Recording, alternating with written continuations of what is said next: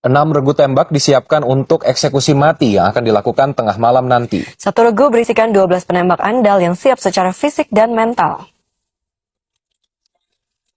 Inilah regu penembak dari Satuan Brimob Polda Jatim Kompi 3 Batalion B, Bondowoso, Jawa Timur. Latihan rutin menjadi salah satu hal yang wajib dijalani para penembak jitu. Para juru tembak berlatih menembak mulai dari jarak dekat hingga jarak jauh. Para sniper atau penembak jitu Brimob ini juga disiapkan jika sewaktu-waktu diminta menjadi eksekutor terpidana mati. Selain latihan rutin untuk menjadi juru tembak mati alias eksekutor, mereka harus siap fisik dan mental. Karena itulah, tes kejiwaan dilakukan di internal Brimob.